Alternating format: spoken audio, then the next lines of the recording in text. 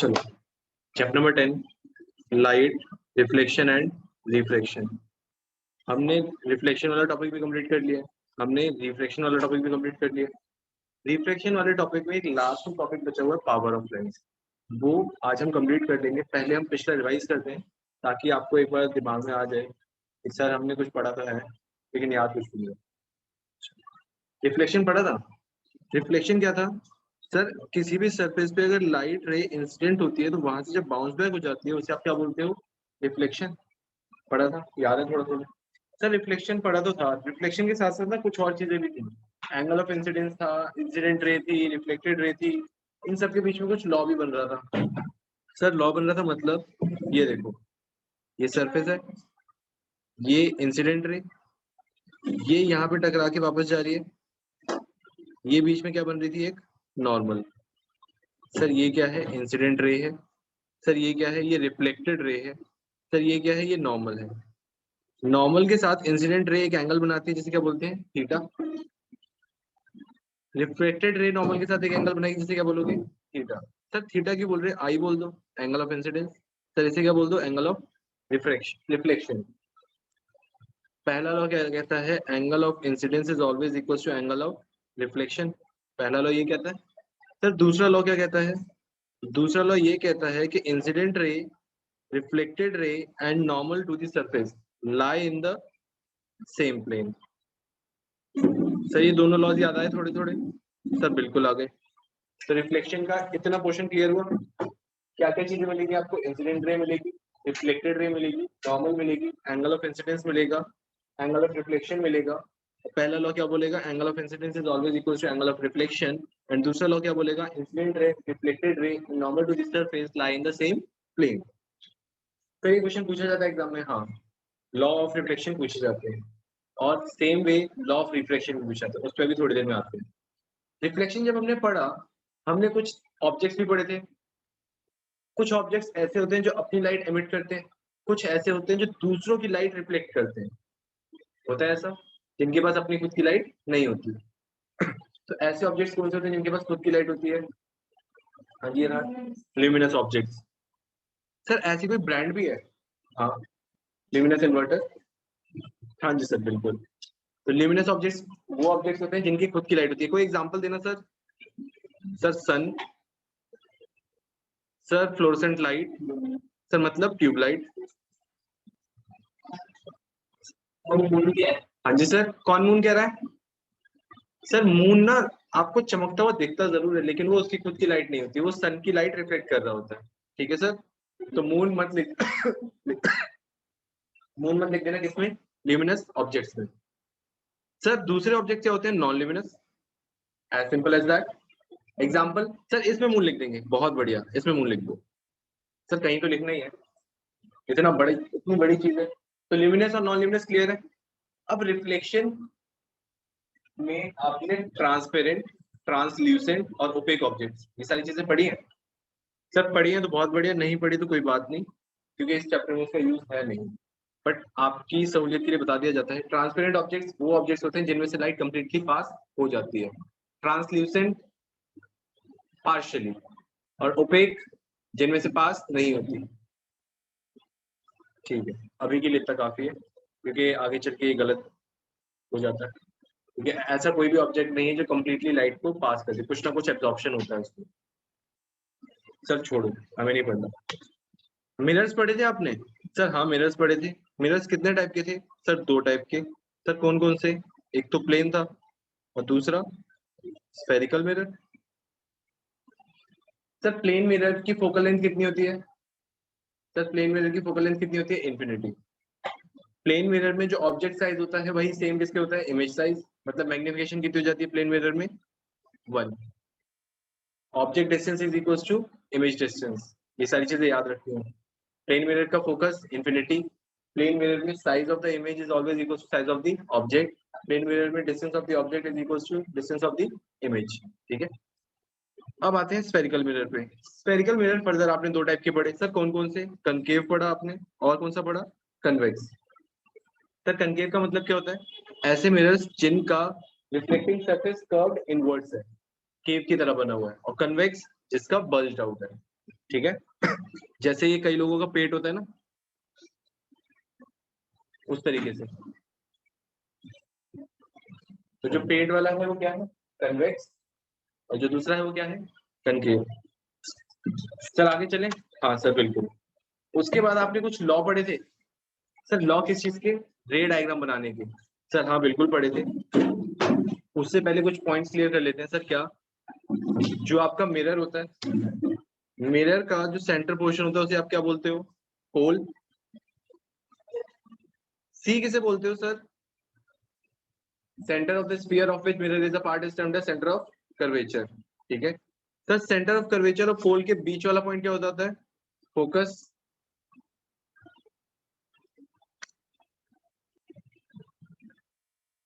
ठीक है सर, और बताओ, मजा आ रहा है। जिस लाइन पे सेंटर ऑफ कर्वेचर, फोकस और पोल तीनों चीजें लाई करती है, उस पॉइंट को क्या बोलते हैं सर, पॉइंट नहीं लाइन। हाँ, उस लाइन को क्या बोलते हैं, प्रिंसिपल एक्सिस।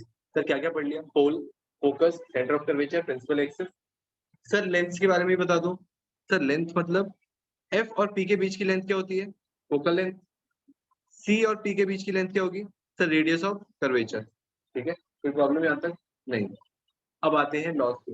अगर पैरेलल रे आती है टू द प्रिंसिपल एक्सिस, किस में, कनकेव में, तो वो कहाँ से पास होती है सर, फोकस से। सर ये देखिएगा, पैरेलल आई कहाँ से पास हुई, फोकस से। और कन्वेक्स में क्या होगा, अपीयर होगी कि फोकस से क्या हो रही है, डाइवर्ज। यहाँ पे क्या होती है, डाइवर्ज। यहाँ पे क्या होती है, कन्वर्ज। स्पेलिंग देख लेना, आप अपने रिस्क पे लिखोगे। सर सही है, थैंक यू। अब एक चीज याद रखना, सेंटर ऑफ कर्वेचर से जो भी लाइन पास होती है, सेंटर ऑफ कर्वेचर से जो भी लाइन पास होती है वो नॉर्मल होती है। चलिए, तो आपने नई बात बताई है। हाँ जी, अगर सेंटर ऑफ कर्वेचर से कोई भी लाइन पास होगी वो क्या होगी, नॉर्मल। इसीलिए आपने ऑब्जर्व किया होगा, सेंटर ऑफ कर्वेचर से जो लाइन जाती है ना वो वापस उसी पे आती है। नॉर्मल में जो लाइन गिरती है वो वापस उसी एंगल पे वापस जाती है। थोड़ा थोड़ा याद है, ये वाला क्लियर है। इसी का ऑपोजिट, अगर फोकस से आएगी तो कैसे चली जाएगी, पैरेलल। अगर फोकस की तरफ आएगी तो कैसे चली जाएगी, पैरेलल। यहाँ तक क्लियर है, आगे चलें। सर ये वाला हमने डिस्कस कर लिया, फोकस से अगर आएगी तो कैसे चली जाएगी, पैरेलल। फोकस की तरफ आएगी तो कैसे चली जाएगी, पैरेलल। सर दोनों ही सेम है। सेंटर ऑफ कर्वेचर पे जो लाइन आती है वो सेंटर ऑफ कर्वेचर पे क्या हो जाती है, वापस सेंटर ऑफ कर्वेचर की तरफ आ रही थी, डॉटेड गई, वापस आ गई। ठीक है, कोई प्रॉब्लम यहाँ तक नहीं सर। सर एक इंपॉर्टेंट बची है सर, कौन सी, पोल वाली। पोल पे स्ट्राइक करेगी, एंगल ऑफ इंसिडेंस बनेगा किसके साथ, प्रिंसिपल एक्सिस के साथ।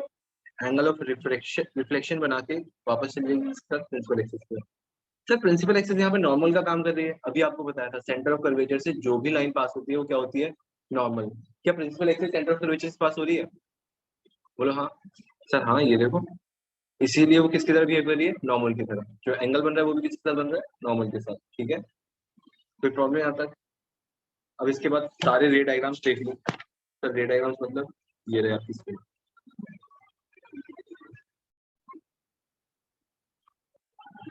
सर ये रे डायग्राम्स किसके हैं, कनकेव मिरर के। सर कितने केस हैं, 6। सर पहला केस क्या है, ऑब्जेक्ट कहाँ रख दिया आपने, इन्फिनिटी पे। इमेज कहाँ पे बनेगी सर, फोकस पे। सर कैसे पता, क्योंकि रिफ्लेक्टेड रेज कहाँ पे इंटरसेक्ट कर रही है, फोकस पे। इमेज का साइज कैसा है, पॉइंट साइज। सर नेचर कैसा है, रियल इन्वर्टेड। और क्या बचता है, पोजीशन। पोजीशन कहाँ पे है, फोकस पे। Sir second case, at a known distance but beyond centre of curvature. Centre of curvature के पीछे रख दी। इमेज कहाँ बननी चाहिए, सी और एफ के बीच में। सी और एफ के बीच में इमेज बन रही है। साइज देखना, क्या ऑब्जेक्ट का साइज इमेज का साइज बराबर है, नहीं। इमेज छोटी है, मतलब साइज क्या हो गया, डिमिनिश्ड। सर एक्चुअली इंटरसेक्ट कर रहे हैं, बोलो हाँ। तो नेचर क्या हो गया, real inverted. Position between C and F. Sir next case पे आओ, कहाँ पे आ गए हम, सेंटर ऑफ कर्वेचर के ऊपर। ऑब्जेक्ट कहाँ रखा है, सेंटर ऑफ कर्वेचर पे। इमेज भी कहाँ बन रही है, सेंटर ऑफ कर्वेचर पे। अब देखना साइज सेम सेम सा लग रहा है, हाँ सर बिल्कुल। साइज क्या हो गया, सेम। डिस्टेंस सेम, क्योंकि सेंटर ऑफ कर्वेचर पे ही ऑब्जेक्ट था, सेंटर ऑफ कर्वेचर पे ही क्या बनी है, इमेज बनी है। सर नेचर क्या होगा? सर एक्चुअली इंटरसेक्ट कर रही है तो नेचर क्या हो गया? Real and inverted. सर ऐसे ही यहाँ पे आते हैं, ऑब्जेक्ट हम और आगे ले गए, सेंटर ऑफ कर्वेचर और फोकस के बीच में। सेंटर ऑफ कर्वेचर और फोकस के बीच में जब आप ऑब्जेक्ट लेके जाते हो, इमेज का बनती है आपकी बियॉन्ड सी। अब ऑब्जेक्ट का साइज छोटा है, इमेज का साइज बड़ा है, तो इमेज कैसी होती जा रही है अब? मैग्नीफाइड, ठीक है, enlarged. Sir position beyond C, size enlarged, and nature, nature real and inverted. The next case, when the object is at focus, अगर ऑब्जेक्ट आपका फोकस पे है, इमेज कहाँ बननी चाहिए था? ऑब्जेक्ट अगर फोकस पे है तो इमेज कहाँ बनेगी? इन्फिनिटी। क्या एक्चुअली में इंटरसेक्ट करेंगे? ऐसा माना जाएगा ना, इन्फिनिटी पे करेंगे। एक्चुअल है, एक्चुअल है मतलब नेचर क्या हो गया? Real and inverted, size highly enlarged, ठीक है। सर लास्ट केस क्या कहता है? आपने ऑब्जेक्ट और आगे रख दिया, सर और आगे मतलब फोकस और पोल के बीच में। अब यहाँ पे ना जब लाइट रेज आप चेक करोगे रिफ्लेक्टेड वाली, वो कभी भी इंटरसेक्ट नहीं करेंगे, इसलिए हम क्या कर रहे हैं, उन्हें बैकवर्ड एक्सटेंड कर रहे हैं। तो अब यहाँ पे क्या एक्चुअल में इंटरसेक्ट कर रही हैं? नहीं, अपीयर होंगी इंटरसेक्ट करती हुई। तो अपीयर होने पे हम नेचर क्या बताते हैं? Virtual and erect. साइज क्या है? साइज देखना छोटा है बड़ा? सर एनलार्ज्ड है। पोजीशन बिहाइंड द मिरर, ठीक है। 6 केस क्लियर है। सर 2 केस उसके भी बता दो सर, किसके?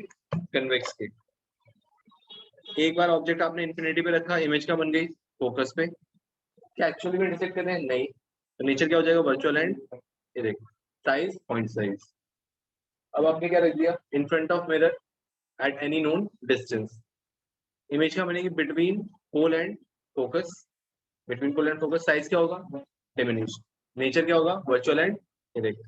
बताओ, वर्चुअल एंड इरेक्ट इतना मुंह पे आ गया है कि साइज पूछे तभी वर्चुअल इरेक्ट आ रहा है, ऐसा हुआ था कुछ? सर ठीक है, इतना तो पता है। यूजेस बताओगे कोई मुझे? Uses of convex and concave. Convex की यूज करा दो, कहीं यूज किया कन्वेक्स में? जरूरत नहीं पड़ी, गाड़ियों में ट्रेवल नहीं किया क्या? साइड रियर व्यू मिरर्स जो होते हैं, गाड़ियों में जो साइड में रियर व्यू मिरर्स लगे होते हैं, वो क्या होते हैं? कन्वेक्स। सर और शार्प टर्न्स पे जो लगे होते हैं, convex.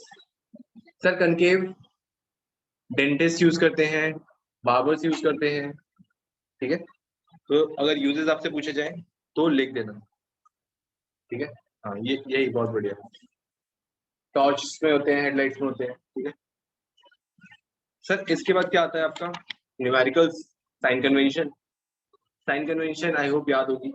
You always negative, v concave के 5 केसेस में पॉजिटिव है, लास्ट वाले केस में सर उल्टा बोल दिया, कनकेव के 5 केसेस में नेगेटिव है, लास्ट केस में पॉजिटिव। सर के हाँ में मिला रहे हैं बच्चे, बहुत बढ़िया। कन्वेक्स केस में वी ऑलवेज पॉजिटिव।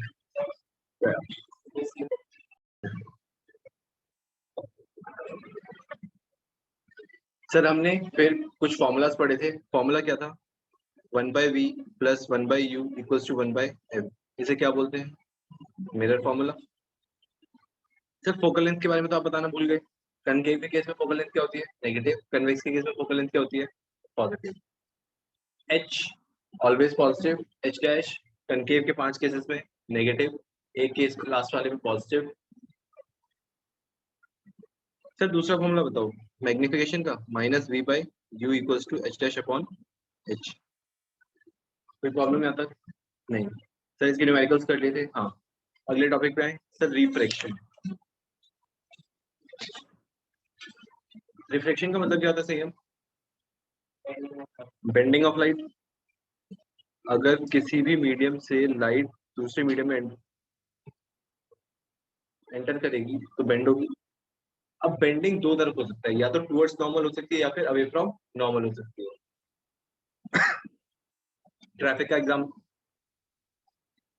का एग्जाम्पल लिया था हमने। अगर रेयरर से डेंसर में मूवमेंट है, अगर रेयरर से डेंसर में मूवमेंट है तो टुवर्ड्स नॉर्मल और away from normal. Towards normal, और अगर डेंसर से रेयरर में मूवमेंट है अवे फ्रॉम नॉर्मल, ठीक है। सर इसके रिगार्डिंग हमने एक एक्सपेरिमेंट देखा था, किसका, ग्लास स्लैब का। लाइट रे इंसिडेंट होती है, फिर वो बेंड होती है, फिर दोबारा से इमर्जेंट होती है। हाँ जी, सीधी नहीं है भाई, हाँ सीधी डॉटेड वाली है, स्लाइड चेंज है, मतलब जितनी जितनी हाइट में चेंज है उतना ही इसमें चेंज है, ठीक है सर। सर उसके बाद आते हैं लॉज ऑफ रिफ्रैक्शन, दो लॉज। पहला तो सेम ही है, किसके रिगार्डिंग, मिरर के रिगार्डिंग। सर कौन सा, incident ray, refracted ray and normal lie in the same plane. Sir दूसरा लॉ में क्या चेंज है, सर इसमें ट्रेगो आ जाती है, sine of angle of incidence to the sine of angle of reflection is always equals to constant. Sir ये दिया किसने था, सर स्नेल ने, इसलिए इसे और क्या बोलते हैं, स्नेल्स लॉ। सर कहाँ लिखा हुआ है, कहीं तो लिखा है स्नेल्स लॉ। डायरेक्टली आपसे स्नेल्स लॉ भी पूछ सकते हैं, बच्चे ही भूल जाते हैं, लॉ याद होता है लेकिन किसने दिया वो भूल जाते हैं, ठीक है, तो याद रखिए। स्नेल नहीं है, Snell's law.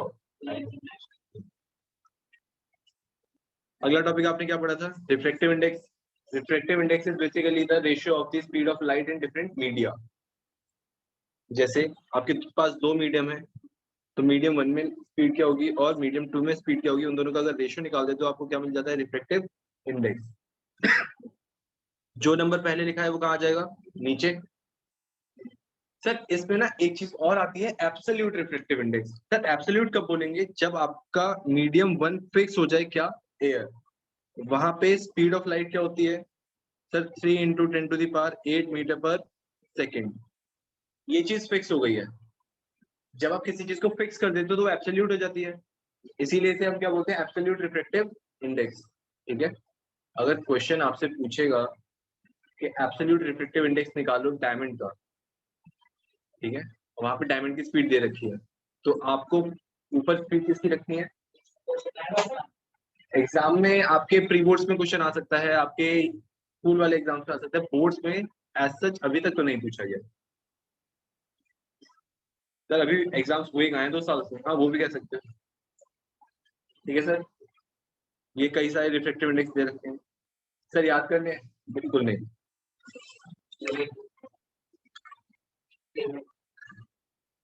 Refraction bye spherical lens, इसके भी लॉज थे। सर लॉज से पहले कुछ पॉइंट्स पढ़ लें। मिरर में आपने क्या पढ़ा था, पोल। लेंस में आपने क्या पढ़ा, ऑप्टिकल सेंटर। मिरर में क्या था, सेंटर ऑफ कर्वेचर। यहाँ पे क्या था, 2f1, 2f1 और 2f2।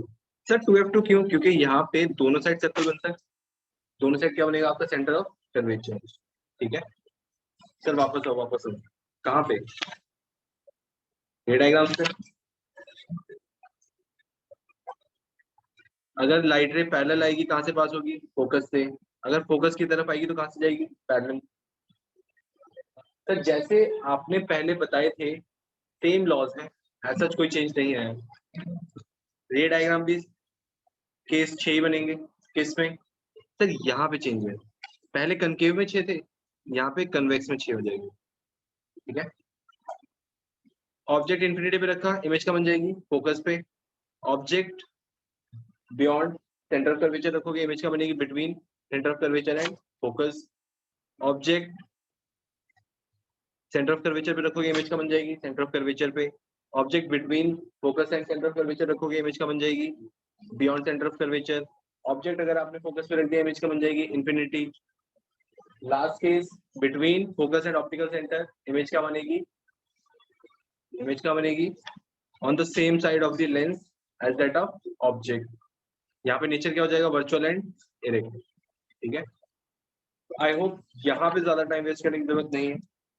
साइन कन्वेंशन जैसे आपको बताए थे सेम है, u always negative, v positive होगा 5 केस में, किसके, कन्वेक्स के, नेगेटिव होगा एक लास्ट वाले केस में, और कनकेव के केस में क्या होगा?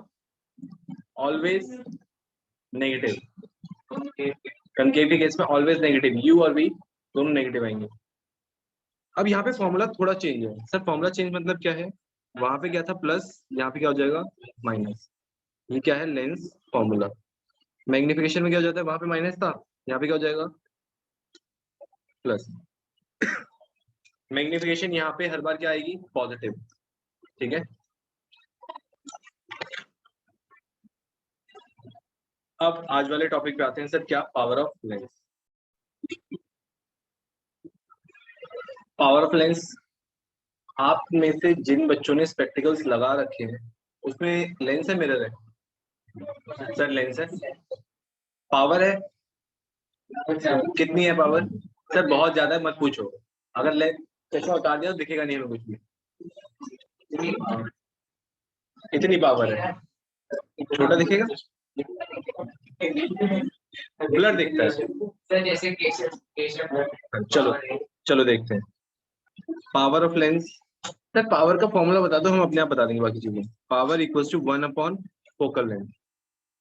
अब लेंस दो तरीके के थे सर, कौन कौन से? कनकेव और कन्वेक्स। कनकेव की फोकल लेंथ कैसी थी? कनकेव की फोकल लेंथ क्या थी? नेगेटिव। कन्वेक्स की क्या थी? तो आपने जनरली बच्चों को बोलते हुए सुना होगा कि मेरी पावर पॉजिटिव 1.2 है, नेगेटिव 1.2 है। अब पॉजिटिव और नेगेटिव क्या डिफाइन करता है आपका? लेंस कौन सा लगा हुआ है। अगर पावर नेगेटिव है तो लेंस कौन सा हो जाएगा? कनकेव। अगर पावर पॉजिटिव है तो लेंस कौन सा हो जाएगा? सर हम तो ये सोचते थे कि अगर पॉजिटिव है तो पास का है, नेगेटिव है तो दूर का है, या फिर पॉजिटिव में पावर छोटी है, नेगेटिव में पावर बड़ी है, ऐसा कुछ होता था सर। अब तक यही गलत फहमी थी, अब पता चल गया। तो अब अपने छोटे वाले बच्चों को बता देना, ठीक है सर। सर पावर का फॉर्मूला क्या होता है? 1 अपॉन फोकल लेंथ। पावर की यूनिट कोई बता सकता है मुझे? मीटर पर सेकेंड। एक आपने 9th क्लास में पावर पढ़ा है, यूनिट याद है कुछ? जैसे जीवांशी एनर्जी की यूनिट है। The what? जो आपने 9th क्लास में पावर पढ़ा था उसकी यूनिट थी वॉट, लेकिन यहाँ पे वो पावर नहीं है। यहाँ पे यूनिट हो जाती है डायोप्टर। हाँ जी सर पूरे लिखो, ये लो DIOP ऐसा unit of power is dioptre. अगर इलेक्ट्रिसिटी के टर्म्स में हो, एनर्जी के टर्म्स में हो, तो वहां पे पावर की यूनिट क्या हो जाती है? वॉट। अगर लेंस की टर्म्स में है तो यूनिट क्या हो जाएगी? डायोप्टर। डायोप्टर में यूनिट लाने के लिए आपकी फोकल लेंथ मीटर में होनी चाहिए। अगर फोकल लेंथ मीटर के अलावा किसी और यूनिट में है तो पावर कैलकुलेट करते टाइम फोकल लेंथ पहले कन्वर्ट करोगे किसमें? मीटर में। ठीक है, यहाँ पे कोई प्रॉब्लम नहीं? यहाँ पे कुछ अतरंगी सी बातें लिखी हुई हैं सर। अतरंगी मतलब power of a convex lens is positive, power of concave lens is negative. Sir already बता दिया है, ठीक है। एक चीज और सुन लो, जिस पे क्वेश्चंस बहुत फ्रिक्वेंटली पूछे जा रहे हैं, कॉम्बिनेशन ऑफ लेंस। अगर आप लेंस कंबाइन कर देते हो सर, मतलब एक लेंस के ऊपर दूसरा लगा दिया, तब पावर में क्या चेंज आएगा? पावर सिंपल ऐड हो जाती है। अगर आपने दो लेंस लगाए हैं P1 प्लस P2 हो जाएगा, तीन लगा दिए P1 plus P2 plus P3 हो जाएगा। लेकिन जब आप इसे फोकल लेंथ के टर्म्स में करोगे तो 1 upon F1, 1 upon F2, 1 upon F3 हो जाएगा। ये चीज याद रखना सर। क्वेश्चन कराओ, याद अपने आप हो जाएगी। बिल्कुल यही चाहता था मैं। फॉर्मूला समझ आ गया, पावर समझ आ गया क्या होता है? सर एक बार एनसीईआरटी से पावर रीड आउट कर लेना, फिर क्वेश्चंस करते हैं इसके। क्वेश्चन क्या है? फोकल लेंथ आपको दे रखी है 5 मीटर, फोकल लेंथ आपको दे रखी है 2 मीटर, फोकल लेंथ आपको दे रखी है 20 सेंटीमीटर, फोकल लेंथ आपको दे रखी है 30 मीटर, फोकल लेंथ आपको दे रखी है 40 मिलीमीटर। सर ये क्या दे रखे हैं? 5 केसेस हैं, फोकल लेंथ है, पावर निकालनी है। थैंक यू सर, आपने बहुत छोटा